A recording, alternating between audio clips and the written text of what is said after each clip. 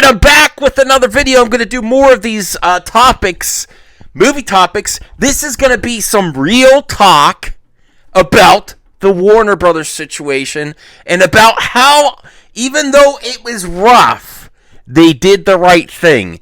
I am for artists and artist vision. Listen, I'm for Snyder. I'm for the Snyder Cut. Of course I want the artist vision intact.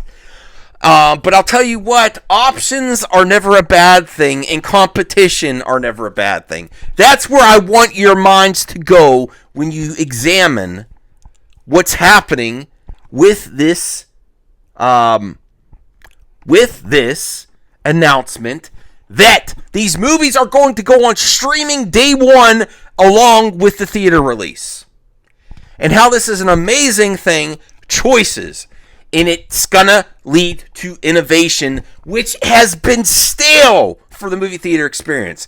There are very few artist directors left, and a few of those are Christopher Nolan and Denis Villeneuve. Okay, of course they're never gonna compromise their vision even a smidge. Look at what happened with Christopher Nolan and Tenet. He got his way, and it cost money. Yes, that was the artist's vision. It was intact, but you know what? It did not do good in this environment. What should they do now? It's still a Disney versus everyone else game. You're always going to be chasing the mouse, because guess what? Disney owns the theaters and the critics. I'm sorry. There is still shilling going on. They still get the Disney bump. They get the Disney bump. If it's a Disney product, they get a little bit more softball, okay? They're not a perfect company to go for either. What should Warner Brothers do? If they sit on these films a year, and yes, these films, they have to invest in them, they cost money to make, and they are paying interest on these films. So what should they do? Wait a year, and then go into a very stacked release schedule against Disney every time, where the margins of profit are small, and then let your HBO Max streaming service, which is very nice, it still needs to be on Roku, with less content. I'll tell you what, pull off the Band-Aid of inevitability, because there's been major problems with films in theaters for a long time, and this was going to happen eventually. It was going to happen eventually. Why chase the mouse instead just jump to the front of the line and say, yeah, we're going to do something drastic? Now, I wish that you could say, go check with everyone first, but if you answer in the comment section below and let me know, do you honestly think Christopher Nolan, the man that said we are keeping the Tenet release date at the detriment to box office, it was not realistic that it was going to make a decent profit for, and I think it was an expensive film. It wasn't realistic. Listen, compromise. As long as the vision of the actual story and they're not making cuts to the film, I'm okay with it. Is it nice? Is it a nice thing that you don't get it where you want it? Listen, it's still in theaters. But basically, you're not going to get those back-end deals, the back-end profits as much as you would, but you still might not. The main thing is you can't chase Disney. You need to do something drastic, or HBO Max, there might not be a company to fund the next project, the next Dune, the next Christopher Nolan project. I'm sorry. Also, this whole industry-wide problem, and critics here on YouTube, including some of my friends, that act like streaming is subpar. Streaming content, and it's not possible for a big epic film on streaming. You're full of shit. Bullshit. Streaming has been getting better. If you compare the two, I say streaming content has been in recent years has been actually improving where the feature films, including the special effects, have gone stagnant and they keep telling the same story over and over again in trilogies. Listen, I love the OG Star Wars trilogy, but it's over. That's why Mandalorian's working so well. It's something different. You get something different. You don't have the confines of a feature film and story, which are shackles. Look at what's happening to the Snyder Cut. Now, his original vision was a film. He's adapting it to a miniseries. Of course, he had more of an obstacle to even complete it. But you have to compromise. You have to do something aggressive in this environment. And even before the pandemic, guess what? Theaters and directors, stop whining and figure out a way to compete with the home theater.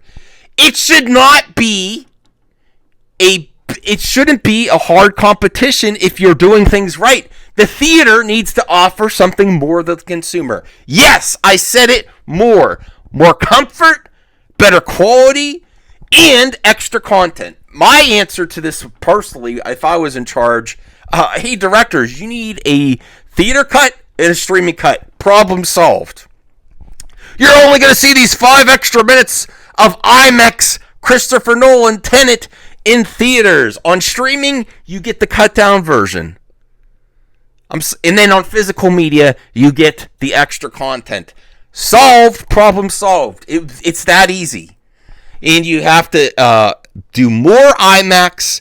IMAX is something that's survived and thrived for theaters. If you really want your artistic vision, you have to embrace the IMAX and have that IMAX footage in a special event. And then theaters, they have to get back. The Movie Pass is gone. Movie Pass went bankrupt and left. They need subscription. But you know what? The consumers embraced it before all the shenanigans where they didn't get what they paid. When I was a Movie Pass holder. Oh, also, let me show you Timothée Chalamet on Saturday Night Live with his support for Legendary.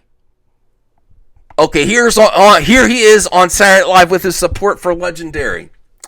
I really think that if Warner Brothers and HBO Max jump to the top of the streaming... Sorry, my computer... Hold on a second. If with this aggressive tactic, if they jump ahead to number 1 on the streaming services, that you'll see some of these directors come back. I love Denis Villeneuve. I want Dune to be an overwhelming, a positive success and embraced by the general public. Its likelihood of that happening is pretty slim. His movies are great. I think in some cases a little overrated, and so is Christopher Nolan. I love Christopher Nolan. I like his original ideas, but him also.